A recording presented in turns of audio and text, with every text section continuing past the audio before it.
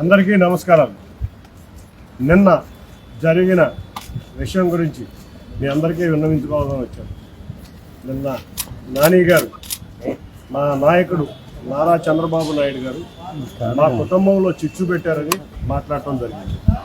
ఇన్ని రోజులు నేను ఈ కుటుంబ విషయాలు, పార్టీ విషయాలు కలపకూడదని ఏ రోజు మీ ముందు మాట్లాడలేదు. నిజంగా మా కుటుంబంలో సమస్యలు ఎప్పటి నుంచో ఉన్నాయి. ఏమంటే మీరు చూశారు, అసలు చిచ్చు పెట్టింది ఎవరు అనేది మీ అందరికీ తెలుసు. నా భార్య మీద స్టిక్కర్ గురించి ఒక దొంగ కేసు పెట్టింది మీరు. అంతేకాకుండా నా కుమారుడిని కూడా గ్రీన్ కార్డు రానివ్వనని చెడగొడతానని పలు బంధుమిత్రుల దగ్గర వ్యాఖ్యానించింది మీరు. అంతేకాకుండా కుటుంబంలో అందరినీ రకరకాలుగా వ్యాఖ్యానించారు. కానీ ఏ రోజు కుటుంబంలో ఉన్న బాధ్యతలను ప్రజల ముందు తీసుకురాకూడదనే బాధ్యత నేను ఇంతవరకు వచ్చాను.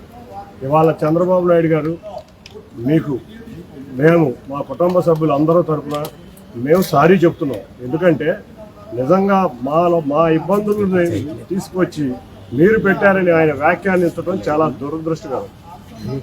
అదే కాకుండా ఆయన ఒక విషయం చెప్పారు, నారా లోకేష్ గారి స్థాయి ఏంటంటే ఒక్కడి గుర్తుంచుకోవాలి గారు, ఆయన ఒక మాజీ ముఖ్యమంత్రి మనవడు, ఒక ముఖ్యమంత్రి తనయుడు. అంతేకాకుండా ఆయన యువగళం పాదయాత్ర మొదలైతే లక్షలాది మంది తెలుగుదేశం అభిమానులు, కార్యకర్తలు, ప్రజలు ఆయన వెన్నంటి నడిచి ఆయన యొక్క నాయకత్వ పటిమేంటో తెలిపారు. మన కుటుంబం స్థాయి ఆ కుటుంబాన్ని విమర్శించే స్థాయి కాదు, మనం ఆయన్ని విమర్శించే స్థాయిలో మనం లేవు. ఇవాళ విజయవాడ నగరంలో ఒక హెచ్సిఎల్ వచ్చింది, లేకపోతే రకరకాల సాఫ్ట్వేర్ సంస్థలు వచ్చినాయి అంటే ఆ లోకేష్ గారి స్వయంలోనే వచ్చింది. మీరు ప్రతిదాకా ఒకటే చెప్తారు, నిజంగా నేను చాలా స్ట్రైట్గా ఉంటాను, నా స్థాయి రతన్ టాటా స్థాయి అంతేకాకుండా మోడీ స్థాయి అంటున్నారు. మన స్థాయి నిర్ణయించాల్సింది ప్రజలు, పార్టీ కార్యకర్తలు. అంతేగాని మనం ఎప్పటికప్పుడు డబ్బా కొట్టుకోకూడదు. నా స్థాయి అది, కానీ మీ స్థాయి మీరు తెలుసుకోండి.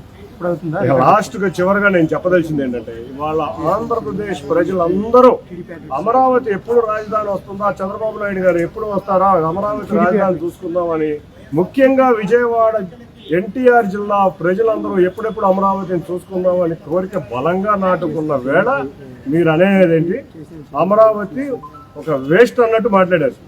మీకు ఇంతకన్నా దౌర్భాగ్యం మీరే చెప్పారు చాలాసార్లు, జగన్ ఒక అవినీతి పరుడు, అమరావతిని 3 రాజధానులని అమరావతిని చెడగొడుతున్నారు, ఇట్లా రకరకాల వ్యాఖ్యలు చేసిన మీరే ఇవాళ వచ్చి అమరావతిని ఇక్కడ వేస్ట్, 3 రాజధానులే ముద్దని ನೀವು జగన్ని కౌగులించుకుంటే ఇంతకన్నా దౌర్భాగ్యం ఇంతకన్నా లేదని నేను అందరికీ సవినయంగా చెప్తూ, ఇటువంటి మా కుటుంబంలో జరిగిన విషయాలన్నీ అవి మా వ్యక్తిగతం, పార్టీకి ఎటువంటి సంబంధం లేదు. పార్టీ రాకముందు నుంచి ఈ విషయాలు జరుగుతూనే ఉన్నాయి. నేనేదో సేవా కార్యక్రమాలు చేద్దాం, కరోనా తర్వాత రాష్ట్రం ఇబ్బందుల్లో ఉంది, ప్రజలు ఇబ్బందుల్లో ఉన్నారు, చంద్రబాబు నాయుడు గారు ముఖ్యమంత్రిగా కూడా లేరు, విపత్కర సమయాల్లో చంద్రబాబు నాయుడు గారు యువతకు అసలు ఉద్యోగాలు లేవు అని నేను ప్రజలకు సేవ చేద్దాం, ఎంతో కొంత నేను సంపాదించిన దాంట్లో ఎంతో కొంత ప్రజల సేవా కార్యక్రమంలో నిమగ్నమై వచ్చానని చెప్తున్నా. ఏ రోజు నేను ఎంపీ కింద ఉంచుతానని అనలేదు, ఏ రోజు మీతో గొడవ ఉందని అనలేదు. మీరు పలుమార్లు మీడియాల్లో నన్ను చులకనగా మాట్లాడినా కూడా కుటుంబ బాధ్యత కింద నేను ఎక్కడా కూడా విస్మరించకుండా నేను అనేది ఇంతవరకు చెప్పలేదు. కానీ మా ప్రజలు కానీ, మా కార్యకర్తలు కానీ, ఇవాళ మా తెలుగుదేశం కుటుంబం కానీ, మీరు చంద్రబాబు నాయుడు గారిని, లేకపోతే తెలుగుదేశం పార్టీని, లేకపోతే తెలుగుదేశం కార్యకర్తలు, తెలుగుదేశం సంస్థాగతంగా నిర్మించుకున్న పార్టీని మీరు విమర్శిస్తుంటే ఎవరో ఊరుకోరు. మీకు హెచ్చరిస్తున్నాను, తప్పక దీనికి శాస్తి అనుభవిస్తారు. ఇప్పటికైనా ఇటువంటి వ్యాఖ్యలు చేయరాదని మీ అందరి ముందు విన్నవించుకుంటున్నాను. మీ కుటుంబంలో చంద్రబాబు గారు మాకు అదే చెప్తున్నాను, చంద్రబాబు నాయుడు గారు మా కుటుంబ గొడవలకి చంద్రబాబు నాయుడు గారికి ఎటువంటి సంబంధం లేదు. మాకు 1999 నుంచి మా కుటుంబంలో సమస్యలు ఉంటానే ఉన్నాయి, నిరంతరం ఉంటానే ఉన్నాయి. అవన్నీ ఎప్పటికప్పుడు సర్దుకుంటా, మళ్ళీ నేను సర్దుకుంటా వస్తున్నాను. సర్దుకుంటా వచ్చినా కూడా ఆయన ఇంకా మారకుండా అట్లాగే ఉన్నారు. 2014 ఎలక్షన్లో కూడా దగ్గరుండి చేసి మళ్ళీ వెళ్ళిపోయాను. విజయవాడ నగర ప్రజలకే కాదు, మీకు కూడా తెలుసు, నేను ఎప్పుడూ కూడా ఇక్కడెక్కడా కనపడలేదు. అంతేకాకుండా మీరు ఒకటి ఆలోచించండి, మీరందరూ జర్నలిస్ట్ అవుతారు, మిమ్మల్ని ఎంత హీనంగా మాట్లాడతారంటే ఆయన అంత హీనంగా మాట్లాడారు. ఈ మధ్య నందిగామలో చూసాం, ఈ బిర్యానీ ప్యాకెట్లకి మీరు లొంగిపోతున్నారంటే ఆయన భాష తీరు, ప్రజల దగ్గర ఆయన మాట్లాడే భాష, ఆయన వ్యవహరించే తీరు, ఆయన అహంకారానికి ఇవన్నీ ఒక కారణాలు. చంద్రబాబు నాయుడు గారు, నేను సేవా కార్యక్రమాల్లోకి వచ్చినాక ఏ రోజు చంద్రబాబు నాయుడు గారు నన్ను కలవలేదు. ఏదో 2-3 సార్లు కలిసినా కూడా నా సేవా కార్యక్రమాల గురించి వివరించడమే జరిగింది.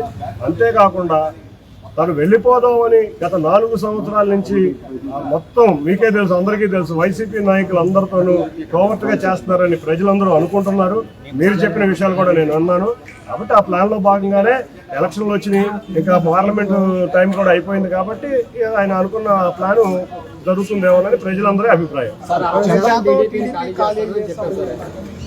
ఏమండి, మహామహులు వెళ్ళిపోయిన రోజే టీడీపీ ఖాళీ అవ్వలేదు. టీడీపీ తెలుగుదేశం పసుపు కుటుంబం చాలా ఎన్ని కష్టాలు ఎదురైనా, ఎన్ని ఎదుర్కొన్నా మీరు చూసారు. 2019 నుంచి ఎన్నో కేసులు జరిగినాయి, ఎన్నో దాడులు జరిగినాయి, ఎంతో మందిని హత్యలు చేశారు. అయినా కూడా కార్యకర్తలు పార్టీని ముందుండి నడిచి పార్టీని నిలబెట్టారు. ఇటువంటి వాళ్ళు వచ్చినా పోయినా ఎవరైనా, అంటే నేనంటే ఆయన అని కాదు, ఎటువంటి వ్యాఖ్యానాలు చేసే వ్యక్తులు ఎవరికైనా తగిన శాస్తి జరుగుద్ది.